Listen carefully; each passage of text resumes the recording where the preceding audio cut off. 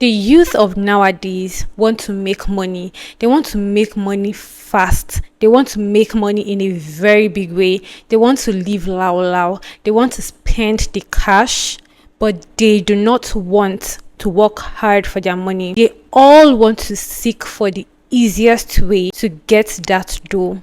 And I'm sure that is what has led to the series of cases that we have been seeing of recent, of 20-year-olds, 17-year-olds, people that are below 25, below 30 years, all unaliving young girls in a bid to make fast, quick cash. Today we're discussing the case of a young man who ended up unaliving a girl that he just met just because he wanted to make a soap. We call it a miracle soap that was going to get him that money as quickly as he wanted it. Let's get right into the story.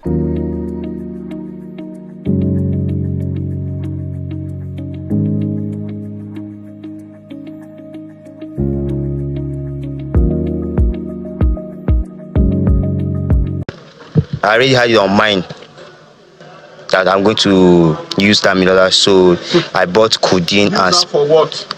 ritual. So hello and welcome to Sleuthville. First of all, I want to thank you guys for 300 subscribers. Woo! Thank you guys so much. If this is your first time stopping by here, please make sure to subscribe to this channel and drop a comment in the comment section. Don't forget to give this video a thumbs up. 20-year-old Jeremiah Paul hails from Chikun local government in Kaduna State. He's a young boy, a hustler, and he had big dreams for himself, I guess. According to him, he felt that he could not make it in his city, Kaduna, so he moved to another state in Nigeria known as Kogi State, and there he felt that he was going to make it. According to him, he came to Kogi State to hustle. When Jeremiah got to Kogi State, he had a friend that was already living in Kogi State, and that friend was also a student of the Federal University Lokoja. He decided to squat with this friend and with one of his other friends as well, known as Barnabas. He met a girl known as DAMILOLA Abigail Oluwoyo, and she was a 100-level student of biological sciences at the same Federal University Lokoja. He said he approached her and they spoke for a while and they vibed, and he requested for her number, and DAMILOLA obliged because I think she felt like this was someone that she liked. So she handed her number over to Jeremiah and they started talking from there. They spoke for a few days, after which Jeremiah decided to invite DAMILOLA over to his place so that they could see and go on to the next stage of things.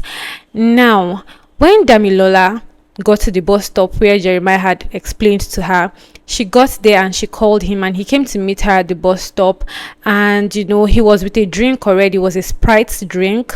He took a sip from this bottle. He took a sip and then he handed the drink over to DAMILOLA, and DAMILOLA gulped the whole thing because I guess she was probably thirsty, but she had the whole drink, and they started walking towards Jeremiah's house. On their way to Jeremiah's house though, DAMILOLA became increasingly weak. With every single step she took, she became weaker and weaker and weaker. And at some point, she could no longer carry the weight of her body. Jeremiah, sensing that DAMILOLA was already way too weak, which was initially his plan, he took her to an uncompleted building that was close to his house. Now let's rewind a little bit. Remember I told you that Jeremiah had a drink with him and that he took a sip of that drink?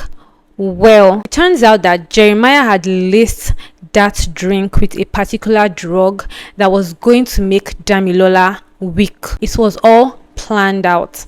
And the only reason why he took a sip of that drink was because he did not want it to seem suspicious that he just handed the drink over to her and he did not take a sip of it. If you're just meeting someone for the first time or you're just getting to know someone, you would have that fear at the back of your mind that something like if they hand a drink over to you, there would be that fear at the back of your mind that is it safe to take this drink? But I'm sure when Damilola saw that Jeremiah took a sip of the drink, it made her feel comfortable enough to take the drink and then finish the whole drink. Now, this whole thing was happening on the 4th of September 2024. When Jeremiah took Damilola to the uncompleted building, he then took off all of her clothes and used her clothes to tie her legs and tie her arms. Now, I'm sure Damilola was weak, but I'm sure that she would have struggled a bit knowing the situation of things now, knowing that she was helpless. I can only imagine the things that would have been going on in Damilola's head at that point in time. He tied her legs, tied her hands, and used another fabric to strangle Damilola to death. He moved Damilola's body to a nearby bush, and then he proceeded to remove the parts that his native doctor had requested for. Native doctor parts. Let's rewind. Let's go back in this story, because I'm sure a lot of you are confused at this point. Like, it's not adding up, right? Now, you see, before Jeremiah met Damilola, when he was still living in Kaduna State, Nigeria, Jeremiah was on TikTok, perusing the internet and just enjoying the things that was going on TikTok. You know how TikTok can be. When you're there, you get so engrossed in it. And he was just swiping and swiping and swiping when suddenly he swiped up and he saw the page of a particular native doctor. Now, I was quite taken aback when I was researching and I came across this part, because I never knew that native doctors were now on TikTok and on social media.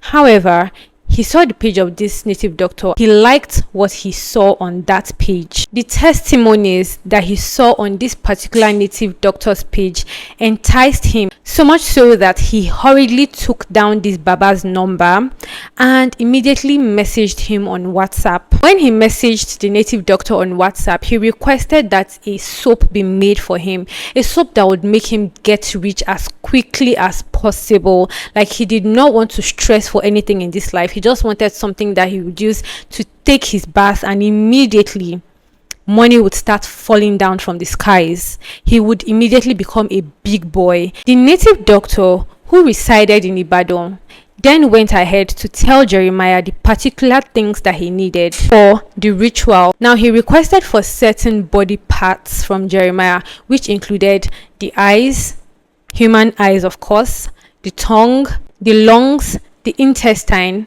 and some parts of the human buttocks. The native doctor went ahead to send a calabash and a knife to Jeremiah. So I'm guessing that he way-billed these things to Jeremiah when Jeremiah was still in Kaduna State.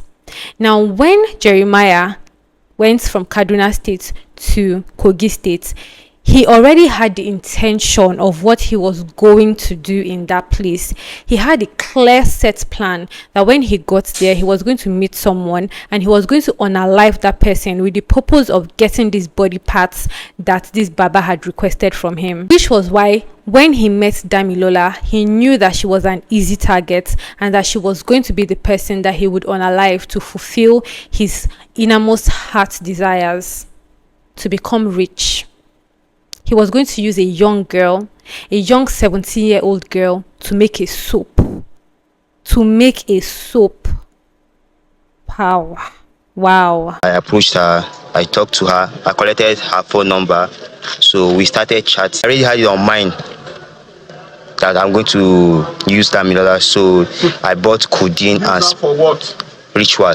The particular knife that Jeremiah used in unaliving Damilola was obviously the knife given to him by this native doctor. And when he was done unaliving her, like I explained earlier, he then took out all of the parts that they requested for: the eyes, the tongue, the intestines, the lungs, and then some parts of her buttocks, and he put it into that calabash. The native doctor also sent a driver, and when the driver came, Jeremiah then packaged this whole thing and gave it to the driver to transport back to Ibadan, where the native doctor resided. This whole thing was premeditated. He knew what he was doing from the very beginning. It was not okay for Jeremiah that he had ended the life of a young 70-year-old. But he also decided that no, he needed to torment her parents and get some more money off them. So what did he do? He called up Damilola's parents and told them that their daughter had just been abducted and requested for a ransom of 400,000 naira. And I mean, if you're a parent, 400,000 naira is the least thing that would bother you. Her parents ran around and they gathered this money and they immediately sent it to Jeremiah. However, after sending this ransom to Jeremiah, he went radio silent. They did not get any other information from him. They didn't hear from him anymore. Jeremiah and his friend Barnabas then traveled all the way to Ibadan to see their native doctor and to also pick up the soaps that he had made for them using the parts that were sent to him. Remember that I told you that Jeremiah was courting with a particular friend? Well, he and Barnabas, his other friend, went to his friend's house, and they were starting to live large, because 400,000 naira in their eyes was a lot of money. So they told their friend that they had cashed out, and they immediately went to get new phones for themselves, and they were just splurging on food. They did these things having no guilt at the back of their mind that they had to end the life of a young girl just to do these things. And it just makes me ask the question that, are we even sure that this is the first time Jeremiah is doing this type of thing? Are we sure that this is the first time that he has unalived someone? Because for you to be that relaxed after committing that kind of crime, it means that that's not the first time you're doing it. It means that you have probably done it before, because there was no atom of fear or anything like that in his body. He seemed like someone that had already done this a couple of times before he was caught. If you ask me, in my opinion, that is what I think. Damilola's father then reached out to the police on the 6th of September 2024 and made a report that their daughter had been missing for about 2 days at that point, and that they got a call requesting for a ransom, which they had paid, but they were yet to get their daughter back. And then the police started an investigation into the case, and they were able to trace it to Jeremiah and his friend Barnabas.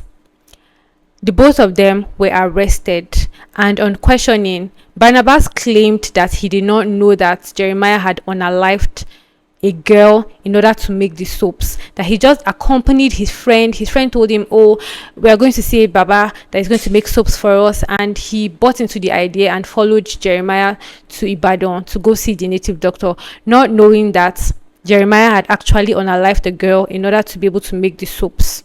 That was his claim. Do I believe it? I don't, but that was the claim of Barnabas, Jeremiah's friend. However, Jeremiah himself confessed to the crimes and to the things that he had done. The case is currently still with the police, and Jeremiah had taken the police to the place where he had unalived Damilola, and they had seen her remains and everything there, and the police interviewed him, asking him a couple of questions. But it just brings me to this point where I ask, why are the youth of today wanting to make money so quickly, so fast, but not wanting to put in the work that it takes to make that money? Why are they looking for easy and fast means to make money?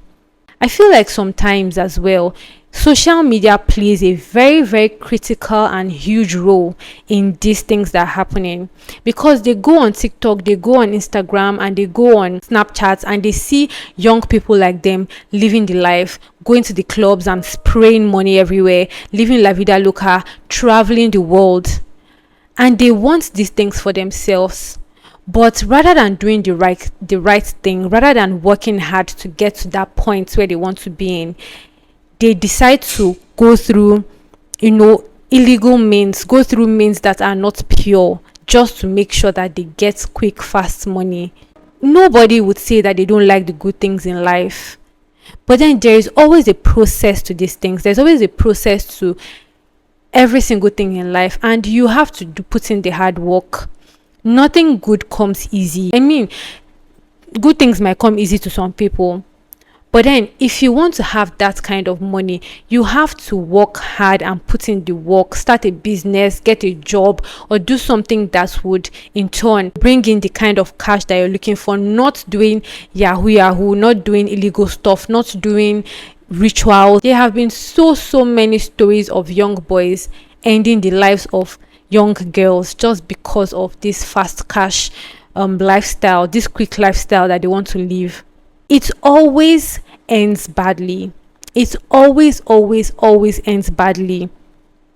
Every single time. It always ends badly. You are either going to get caught and end up in prison, or you're going to end up dead, or your life is just going to become a hot mess. So why get into it in the first place? I feel like I'm talking too much, but I think I need to drive this thing down, because I might have young people watching my channel, and I need to make it clear to them that you need to do the right things. You need to follow the due process and get what you want. Get a job, start a business, do something legit to get that money that you desire, to get that lifestyle that you desire.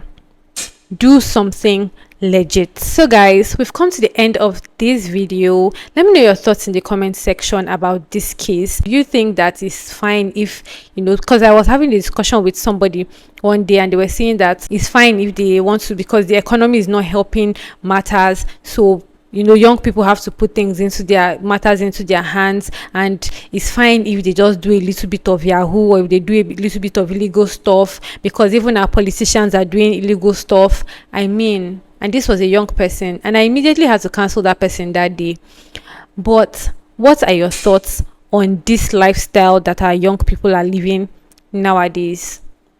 Now, if you have watched this video up until this point, guys, please make sure that you subscribe to this channel, give this video a thumbs up, and as usual, drop your comments in the comment section.